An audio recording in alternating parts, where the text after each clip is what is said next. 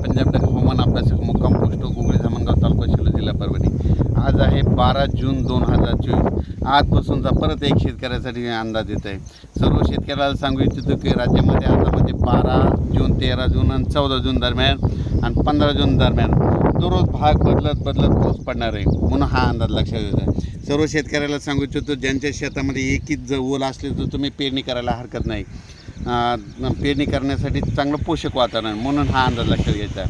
आणि परत एक शेतकऱ्याला सांगतो की म्हणजे आता सध्या खंड वगैरे काही नाही, उगं घाबरू नका। काय होणार आहे, राज्यात पाऊस पडणार आहे 20-22 जूनपर्यंत पाऊस पडणार आहे। आज या तालुक्यात पडणार आहे, उद्या दुसऱ्या तालुक्यात पडणार आहे, म्हणून हा अंदाज लक्षात घ्यायचा।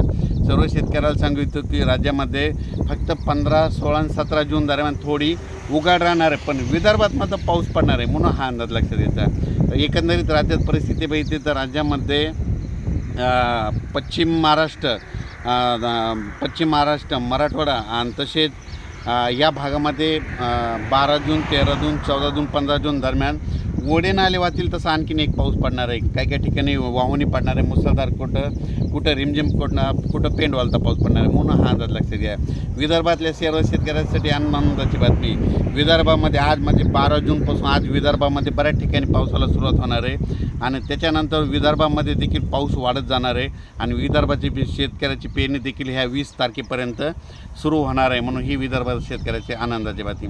परत एक राज्यातील सर्व विभागावाईज घेतलं तर सर्वात पूर्व विदर्भात आज 12 जूनपासून पूर्व विदर्भामध्ये पावसाला बऱ्याच ठिकाणी सुरुवात होणार आहे।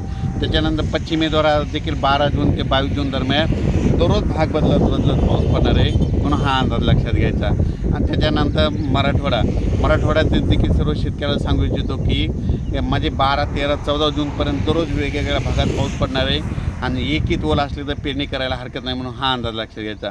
ओल जर नसले तर पेरणीचा निर्णय घेऊ नये, म्हणून हे देखील लक्षात घ्यायचं।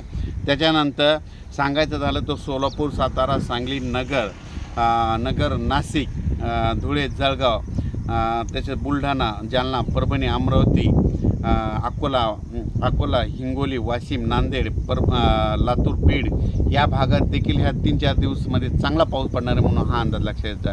पण सोलापूर जिल्हा, धाराशिव जिल्हा, लातूर जिल्हा, बीड जिल्हा आणि सांगली जिल्हा मध्ये आता ह्या 3 दिवसात मात्र आणखीन जोरदार पाऊस पडणार आहे।